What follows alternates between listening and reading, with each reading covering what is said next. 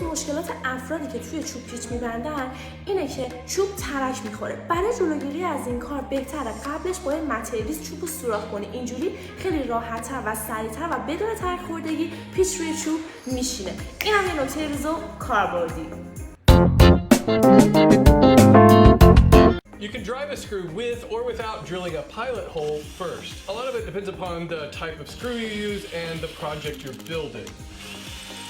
Of course, there's nothing wrong with drilling a pilot hole every single time if you aren't sure. For shop projects or larger construction projects such as this workbench I made from 2x4s, I don't bother drilling pilot holes. You can just drive the screws right into the lumber. It's fast and efficient. But for nicer woodworking projects, you run the risk of splitting the wood if you don't drill holes first, especially near the end of a board. Drilling a pilot hole lets the threads of the screw cut into the walls of the hole rather than forcing the fibers of the wood apart. This creates a stronger connection. Plus, having a hole will help keep the screw driving in straight.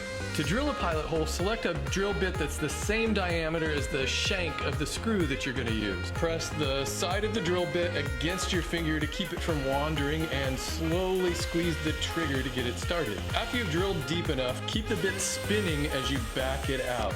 If you want the head of the screw to be flush with the face of the wood, use a flat head screw. That's one that has a flat top and beveled or tapered sides on the head. Use a countersink or a countersink bit to add a beveled recess in the surface of the wood that the head of the screw can fit into. This will give your project a real professional appearance.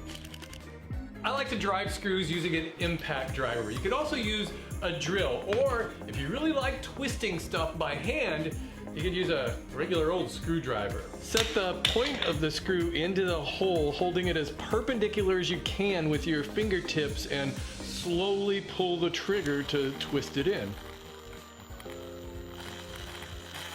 If you have a real tiny screw or you've got big fingers, you can use a pair of needle nose pliers to hold the screw in place to help get it started. When you got the driver in place, just twist the screw in and stop when it's fully